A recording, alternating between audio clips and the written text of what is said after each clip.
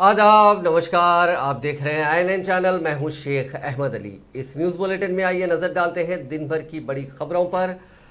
तेलंगाना से मुकम्मल धान के स्टॉक को हासिल करने मरकज से मुतालबा करते हुए रियासत की हुक्मरान जमात TRS ने जुमे को मुजाहरे किए। रियासती वज़रा, अरकान पार्लियामेंट और TRS से ताल्लुक़ रखने वाले अरकान असम्बली ने अपने मुताल्लिक़ा हलकों में धरने दिए। मरकज़ के खिलाफ नारेबाजी करते हुए प्ले कार्ड्स उठाकर TRS कैडर की बड़ी तादाद और किसानों ने इन धरनों में शिरकत की, जो रियासत से धान की मुकम्मल स्टॉक को हासिल करने से इनकार कर रहा है।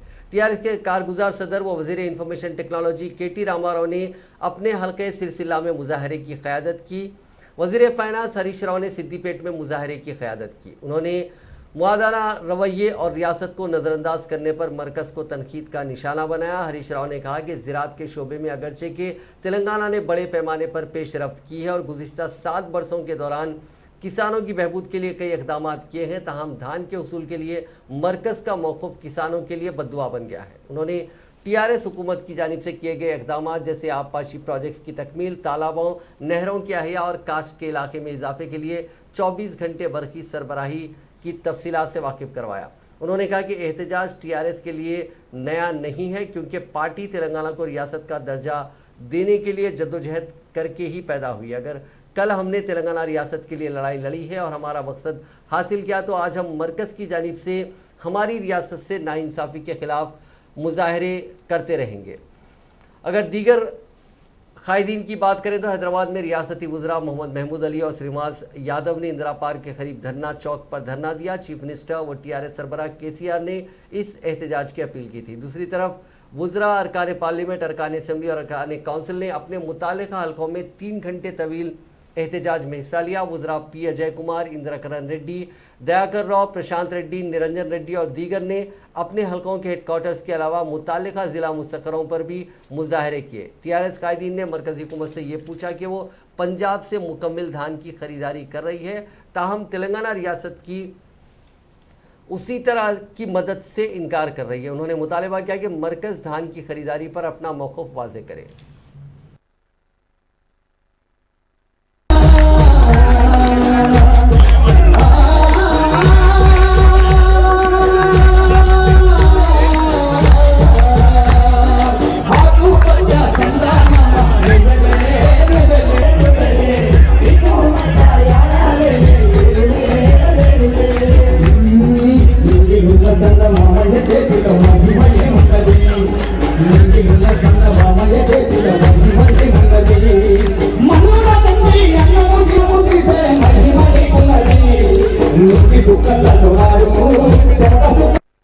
ఏం మ్యాజిక్ చేసిండయా కేసీఆర్ గారు?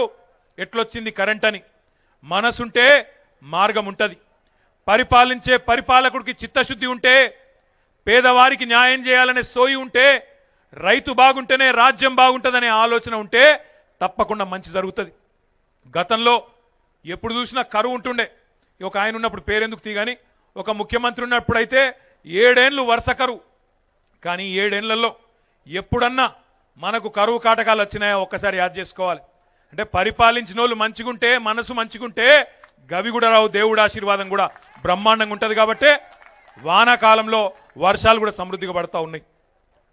తెలంగాణ రాష్ట్రం ఏర్పడిన తర్వాత మన ముఖ్యమంత్రి గారి నాయకుడు సిద్దిపేట ప్రజలకు ఎన్టీ రామారావు కేబినెట్ లో కరువు మంత్రిగా ఉన్ననాడు కూడా చింతమడకలోని మైసమ్మకుంటలో ట్రాక్టర్ ఎక్కి స్వయంగా వ్యవసాయం చేసిన ఒక రైతు మన ముఖ్యమంత్రి కేసీఆర్ గారు. రాష్ట్రంలో రవాణా మంత్రిగా ఉన్న వ్యవసాయం చేసినటువంటి ఒక రైతు మన కేసీఆర్ గారు. తెలంగాణ ఉద్యమం నడిపిన వ్యవసాయాన్ని మాత్రం మరవని నాయకుడు మన కేసీఆర్. రాష్ట్రానికి ముఖ్యమంత్రి అయిన ఈ రోజు కూడా వ్యవసాయం చేసేటువంటి ముఖ్యమంత్రి మన కేసీఆర్. వ్యవసాయ కుటుంబంలో పుట్టి, రైతు కుటుంబంలో పుట్టి, ఏ పదవిలో ఉన్నా కూడా వ్యవసాయమే జీవనాధారంగా, వ్యవసాయం అనే వృత్తిని కొనసాగించిన వ్యక్తిగా రైతుల కష్టాలు తెలిసినటువంటి మనిషి ఇవాళ మన ముఖ్యమంత్రి కేసీఆర్.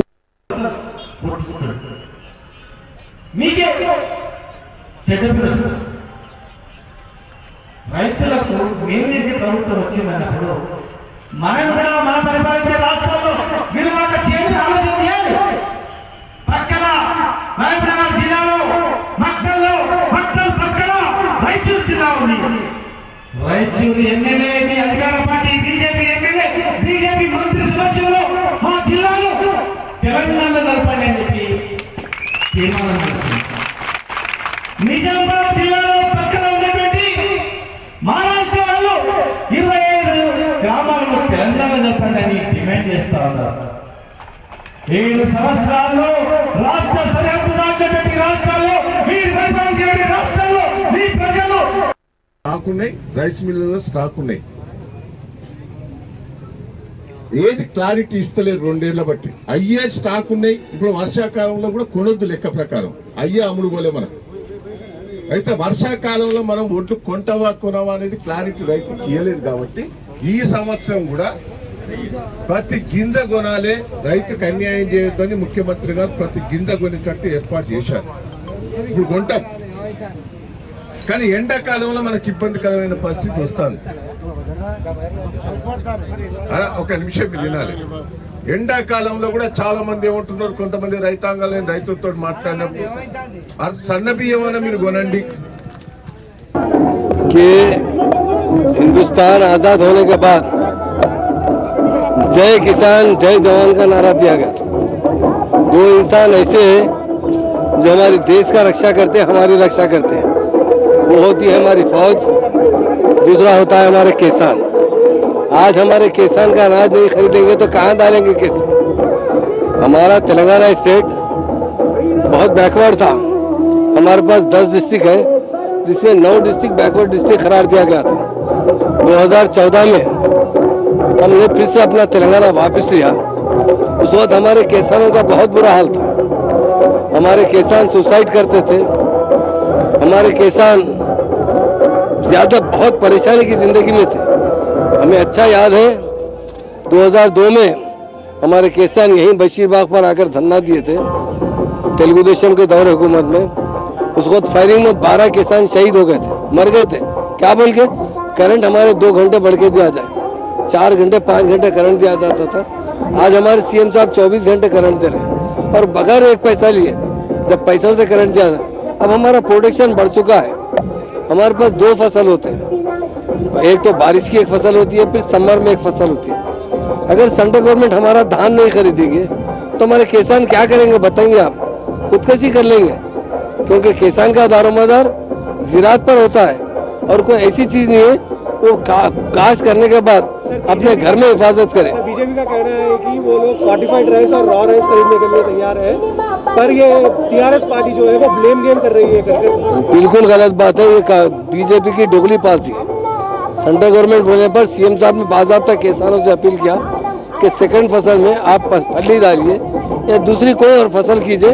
हमारे सीएम साहब एक नहीं 10 बार अपील किए, मगर ये बीजेपी वाले आके स्टेट को खरीदने के बाद, कभी भी जो फसल होती है ना स्टेट गवर्नमेंट नहीं खरीदती है, सेंट्रल गवर्नमेंट के थ्रू खरीदा था. फूड कॉर्पोरेशन ऑफ इंडिया से पूरे फसलें खरीदे. हमारे सीएम साहब ने अपील की, बाज़ाब्ता अपील की कि आप दूसरी कोई और काज डालीजिए, फली डालिए या जो भी दूसरा अनाज होता है, दालें होते हैं वो डालिए. मगर बीजेपी के लीडर एक तो इनकी अनपार्लियामेंट्री बात करते हैं. जो भी बीजेपी के यहाँ पे प्रेसिडेंट है या कायदीन है, उनको बात करने की तमीज़ नहीं है किससे कैसा बात करना चाहिए. इंसान में सबसे पहले डिसिप्लिन होना चाहिए. उनसे बात करने का अच्छा तरीका हो. वो ना सीएम को देख रहे हैं ना किसी को देख रहे हैं, अपने से बाहर है. और किसानों को उल्टा सेंट्रल गवर्नमेंट बोल रही है कि धान मत डालो इस मरतबा. हम भी यही चाहते हैं कि धान मत डाल के दूसरी फसल डालें, मगर बीजेपी के लीडर लोगों से किसानों से अपील करते हैं कि आप धान डालिए. आप बताइए. टीआरएस की जानिब से धान की खरीदी के लिए मरकज पर दबाव डालने आज मुनक्किदा रियासत की सतह के धरने में टीआरएस के एक मुंतखबा नुमाइंदे ने मरकजी हुकूमत से अजीब व गरीब मुतालबा किया. जगतियाल जिले के कुथलापुर मंडल के ZPTC रुकन नागम भूमैया ने किसानों के धरने से खिताब करते हुए कहा कि अगर मरकजी हुकूमत तेलंगाना में पैदा होने वाली धान की खरीदी में दिलचस्पी नहीं रखती है तो ऐसी सूरत में तेलंगाना अलहदा मुल्क के तौर पर ऐलान किया जाए, ताकि अलहदा मुल्क में तेलंगाना अवाम बिलखुसूस किसानों की फलाह बहबूद के काम चीफ मिनिस्टर चंद्रशेखर राव खुद कर लेंगे. उन्होंने कहा कि मुल्क भर में पैदा होने वाली अजनास बिलखुसूस धान की खरीदी की जिम्मेदारी मरकजी हुकूमत पर आयद होती है, लेकिन मरकजी हुकूमत तेलंगाना में पैदा होने वाली धान की खरीदारी से इनकार कर रही है। ऐसे में यहाँ के किसानों की पैदा करदा धान का क्या किया जाए। उन्होंने कहा कि अगर तेलंगाना को अलहदा मुल्क के तौर पर ऐलान किया जाता है तो टीआरएस हुकूमत ही धान की खरीदारी करेगी। सीएलपी लीडर भट्टी विक्रमार्का ने धान की खरीदी के मसले पर हुक्मरान जमात टीआरएस और बीजेपी के एहतजाज और धरनों को मजहब का खैज करार दिया। उन्होंने कहा कि ये दोनों जमातें रियासत और मरकज़ में इख्तिदार में हैं। इन दोनों जमातों को ही किसानों की पैदा करदा धान की खरीदारी करनी होती है। पाकिस्तान या बांग्लादेश तो यहाँ के किसानों के धान नहीं खरीदता। ऐसे में टीआरएस और बीजेपी की जानिब से धान के मसले पर एहतजाज और धरने अवामी मजाक बन रहे हैं। असेंबली के मीडिया पॉइंट पर बात करते हुए भट्टी विक्रमार्का ने कहा कि किसानों को धोखा देने के लिए बीजेपी और टीआरएस इस तरह के धरने मुनज़्ज़म कर रहे हैं। It is very unfortunate the state government and central government both are doing dharnas on the name of buying the paddy and all that. Who has to buy the paddy? It is a duty of the state government and also at the same time duty of the central government. Declaring the MSP, support price, and assuring by the state government to see to that they purchase and make the things easy for the farming community. But today it is so unfortunate, both the governments forgetting their responsibilities, sitting on the roads and making dharnas, demanding to buy purchase the paddy. Who has to purchase? To whom they are demanding? They are demanding to America or Pakistan.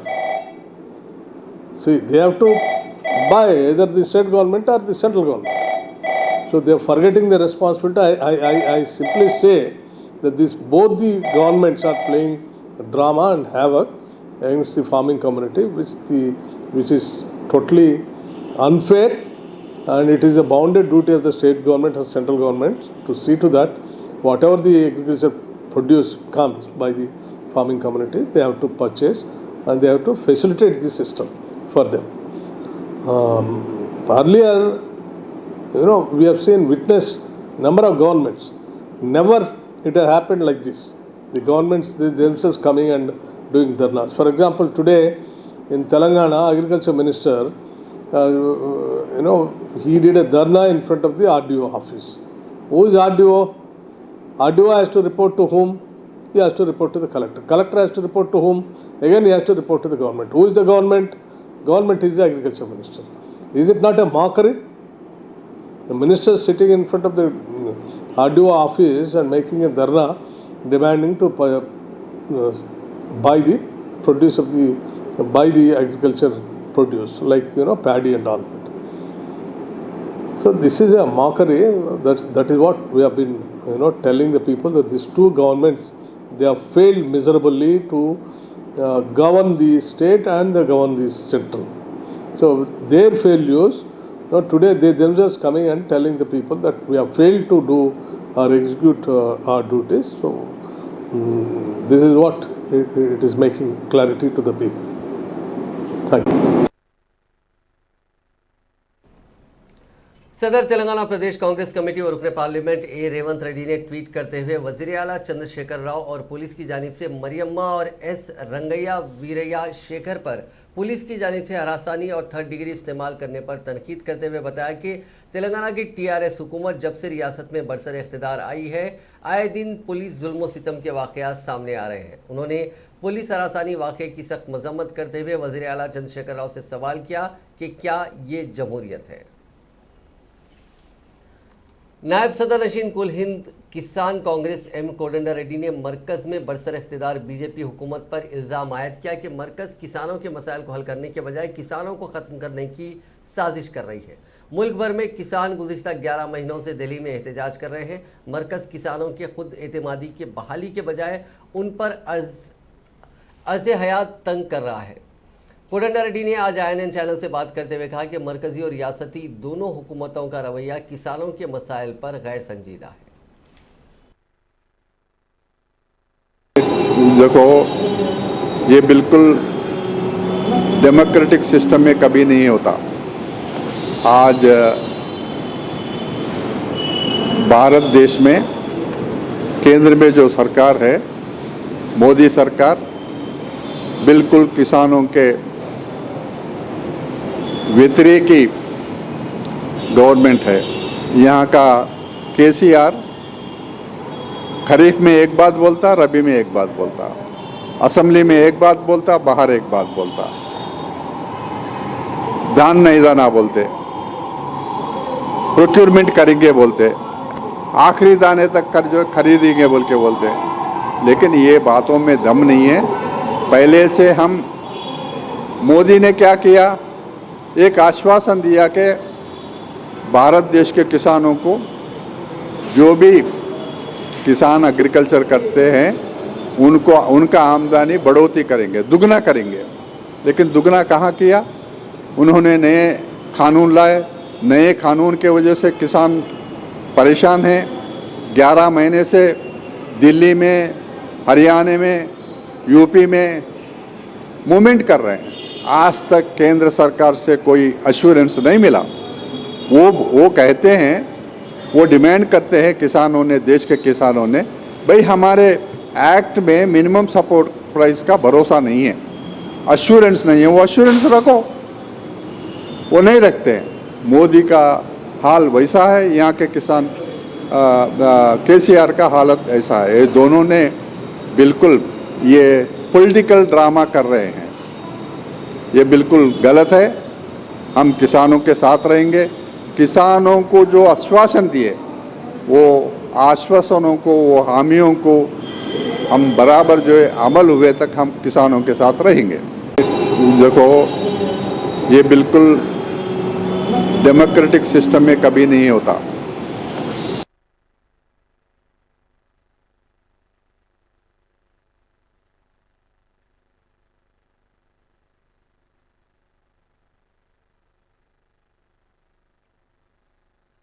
इस धरना चौक को वो 2017 में निकाल दिए थे।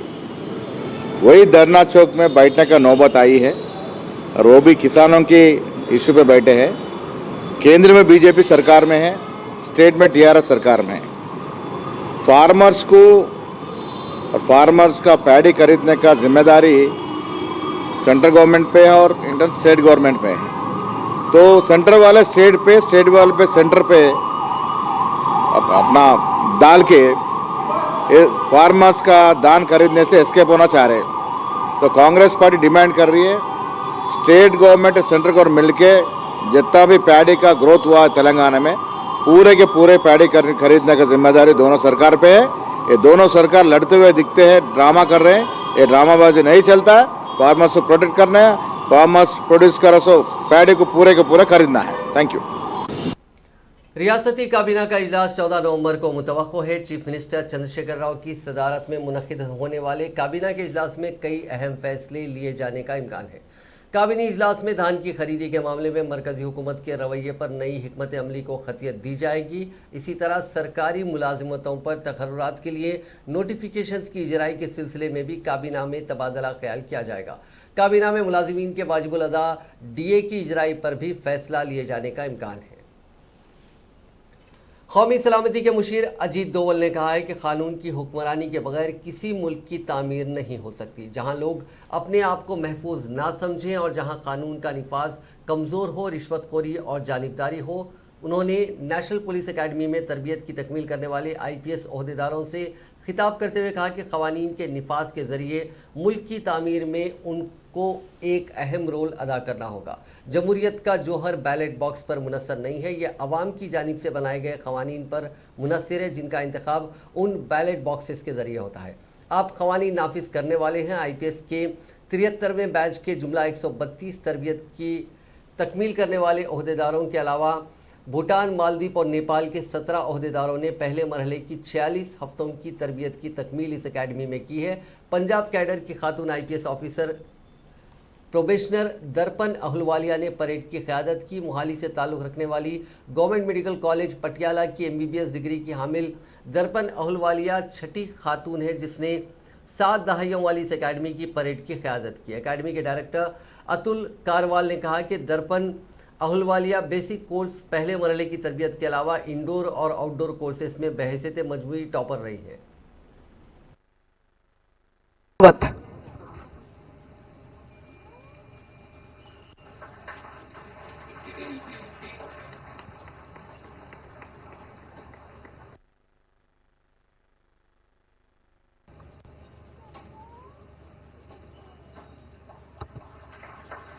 Shri Sambhav Jain for the Special Recruitment Batch Cup for Drill. Shri Sambhav Jain.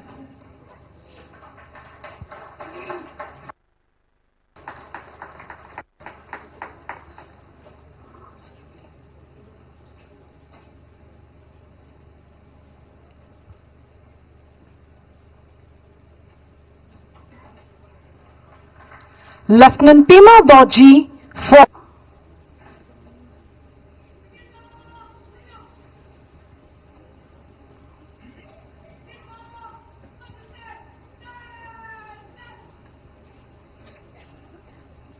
and very special compliments to the parade commander Darpan Ahluwalia, who has brought a great pride to all of us.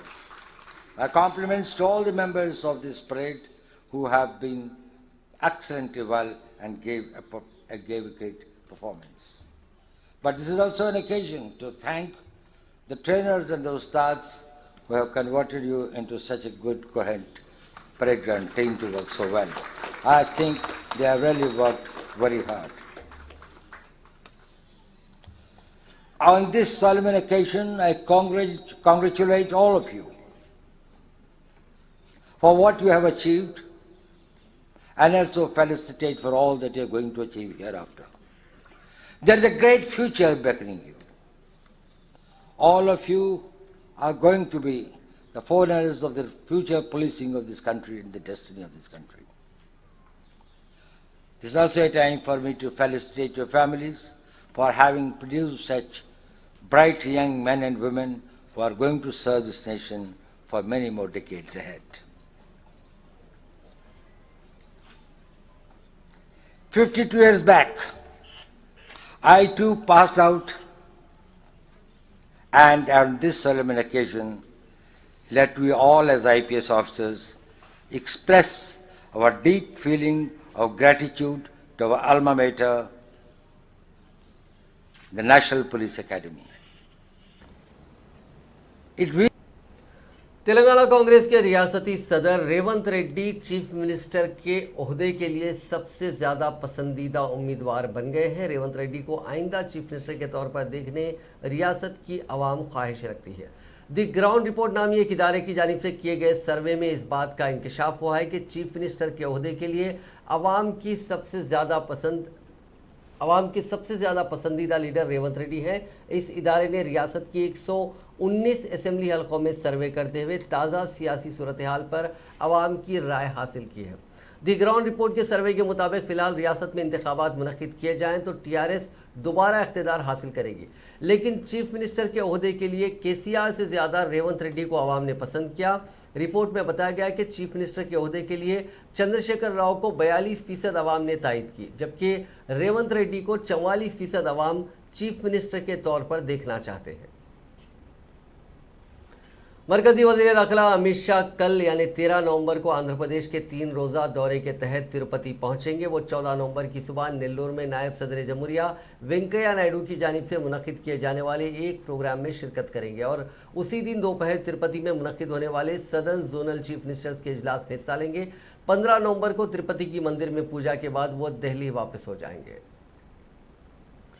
मच्छरों के खतरे से निपटने के लिए greater Hyderabad municipal corporation ने झीलों और आबी ज़खायर पर केमिकल छिड़कने के लिए ड्रोन का इस्तेमाल शुरू किया है, जहां अफजाइश के ज़्यादा इम्कानात हैं। शहरी इदारे के तहत हर जोन में 6 हेलीकॉप्टर्स ड्रोन्स को तफवीज़ किया गया है ताकि ड्रोन का इस्तेमाल करते हुए स्प्रे किया जा सके। जीएचएमसी के एंटोमोलॉजी विंग की रहनुमाई में फील्ड वर्कर्स आमतौर पर तमाम तालाबों और झीलों पर इन एंटी मच्छर केमिकल्स को दस्ती तौर पर छिड़कते हैं, लेकिन उनकी पहुंच महदूद है। जीएचएमसी की एक रिलीज में कहा गया है कि उड़ने वाले ड्रोन्स के मुकाबले में नतायज काफ़ी हैं और लागत के एतबार से ये ज़्यादा महंगे नहीं हैं। ड्रोन्स 10 मिनट में 1 एकड़ की इलाके में केमिकल छिड़क सकते हैं। इस तरह दूर दराज और इंसानी तौर पर नाकाबिल रसाई मकामात तक वो पहुँच सकते हैं। इससे शहरी इदारे के लिए वक्त और पैसा बचाने में मदद मिलेगी। बाइक टैक्सी ऐप रैपिडो ने आरटीसी की जानिब से कानूनी नोटिस भेजे जाने के बाद अदाकार अल्लू अर्जुन वाले इश्तिहार से आरटीसी बस के मंजर को हदफ कर दिया। आरटीसी के मैनेजिंग डायरेक्टर वीसी सजनार के मुताबिक रैपिडो ने अपने इश्तिहार में अवामी ट्रांसपोर्ट के बसों की तौहीन की। सजनार का कहना है कि कोई भी इदारा दूसरों की शबिया या मफादात को मजरूह किए बगैर अपनी शय की तशहीर कर सकता है। इस इश्तिहार में दिखाई गई बस आरटीसी की है। उन्होंने कहा कि आरटीसी के मौजूफ मुलाजिमीन और मुसाफिरीन ने उस इश्तिहार के खिलाफ उनसे शिकायत की थी। कुल हिंद सनती नुमाइश जनवरी 2022 में मुनक़िद किए जाने का इम्कान है, क्योंकि नुमाइश सोसाइटी ने सालाना होने वाले इस एक्सपो के लिए रियासती हुकूमत से इजाज़त के सिलसिले में दरख्वास्त दाखिल की है। नुमाइश सोसाइटी ने कोविड वबा के पेश नज़र जारिया साल के अवाइल में इस सालाना नुमाइश को मुअत्तल कर दिया था। नुमाइश सोसाइटी की सेक्रेटरी प्रभा शंकर ने कहा कि मौजूदा सूरत हाल पर गौर करते हुए हम पर उम्मीद हैं कि हुकूमत जनवरी 2022 में नुमाइश मुनक़िद करने की इजाज़त देगी। सोसाइटी को मुख्तलिफ महकमे जात बशमुल जीएचएमसी, फायर सर्विसेज, बरखिया और इमारत और शवारे से ज़रूरी इजाज़त हासिल करनी पड़ती है। इजाज़त के लिए दरख्वास्त दाखिल करने के अलावा नुमाइश सोसाइटी 21वीं कुल हिंद सनती नुमाइश के स्टॉल्स लगाने दरख्वास्तें जारी कर रही है। अमूमन नुमाइश में 2500 स्टॉल्स लगाए जाते हैं। ताहम मौजूदा सूरत हाल के मुताबिक इस मरतबा नुमाइश सोसाइटी बैरूनी मकामात बिलखुसूस मशरिक़ वुस्ता से दरख्वास्तों की तवक्को नहीं कर रही है। इस नुमाइश से हुकूमत को जीएसटी के जरिए 15 करोड़ रुपए की आमदनी होती है। यह आमदनी दाखिला टैक्स, स्टॉल्स के किरायों, दुकानात में फ़रोख्त और बल्दी टैक्स की शक्ल में वसूल होता है। हर साल 1 जनवरी तक 15 फरवरी नुमाइश मुनक़िद की जाती है। जारिया साल ये नुमाइश कोविड वबा की वजह से मुनक़िद नहीं की जा सकी थी। पिछले 24 घंटों में तेलंगाना भर में 39,804 अफराद का कोरोना का टेस्ट किया गया, जिसमें 172 मुस्बित पाए गए। इसी दौरान एक और फर्द की कोरोना की वजह से मौत हो गई, जिसके बाद इस मर्ज से अपनी जान गंवाने वालों का मजमूई आंकड़ा 3,972 तक पहुंच गया। पिछले 24 घंटों में 167 अफराद ने कोरोना को मात दी। मजमूई तौर पर अब भी रियासत भर में 3,741 अफराद का कोरोना का इलाज जारी है। विकाराबाद में पेश आए सड़क हादसे में 20 मुसाफिरीन जख्मी हो गए। यह हादसा जिले के कालकोला इलाके के करीब उस वक्त पेश आया जब 60 मुसाफिरीन के साथ संगारेड्डी से तांडोर जाने वाली बस के ड्राइवर ने उसका तवाजुन खो दिया, जिसके नतीजे में यह बस उलट गई। पुलिस ने कहा कि 20 मुसाफिरीन में से 2 शदीद जख्मी हो गए, जिनकी हालत तशवीशनाक है। जख्मियों को इलाज के लिए मरपल्ली के सरकारी दवाखाना मुंतकिल कर दिया गया। बादअज़ा बेहतर इलाज के लिए मरपल्ली से मुख्तलिफ दवाखानों को उन्हें मुंतकिल किया गया। शुबा किया जा रहा है कि तेज़ रफ्तारी इस हादसे की वजह है। हैदराबाद में एक तकरीब में शिरकत के बाद वापसी के दौरान ज़िले नलगुंडा में पेश आए खतरनाक सड़क हादसे में 3 अफराद हलाक और दीगर 4 जख्मी हो गए। यह हादसा ज़िले के मालगांव की वीटी कॉलोनी के करीब आज सुबह के अवलीन सातों में उस वक्त पेश आया जब 4 व्हीलर गाड़ी ने मालगांव के सागर हाईवे के करीब ठहरी हुई लॉरी को टक्कर दे दी। महलूकीन की शिनाख्त रामुलू, सत्तैया और पांडु के तौर पर की गई है, जो वट्टेपल्ली गांव के रहने वाले हैं। हादसे के नतीजे में रामुलू और सत्तैया बरसरे मौका हलाक हो गए, जबकि पांडु की हैदराबाद के दवाखाने में इलाज के दौरान मौत हो गई। पुलिस ने बताया कि इस 4 व्हीलर में 12 मुसाफिरीन सवार थे। पुलिस ने शुबा जाहिर किया कि गाड़ी चलाने के दौरान हालत नींद हादसे की वजह है। जख्मियों को इलाज के लिए हैदराबाद के दवाखाने को मुंतकिल किया गया, जहां 2 की हालत तशवीशनाक बताई जाती है। शहर हैदराबाद से एक नौबियाता सॉफ्टवेयर इंजीनियर लापता हो गई है। उसकी शिनाख्त भार्गवी के तौर पर की गई है। 10 नवंबर को वो दोमलगुड़ा में वाक़ अपने मकान से ब्यूटी सैलून जाने के इरादे से निकली थी, ताहम घर नहीं पहुंची। उसके वालिदैन की शिकायत पर पुलिस ने सीसीटीवी फुटेज का जायजा लिया। उन फुटेजेस में पता चला कि पंजागुट्टे में वो ऑटो में सवार हुई और मलकपेट में उतर गई। भार्गवी ने मुसाराम बाग मेट्रो स्टेशन में अपना मोबाइल फ़ोन फेंक दिया। पुलिस उसकी तलाश कर रही है। पुलिस का मानना है कि पुलिस की तलाश से बचने के लिए उसने अपना सेलफोन फेंका है। नाजरीन, इस न्यूज़ बुलेटिन में बस इतना ही। देखते रहिए INN चैनल।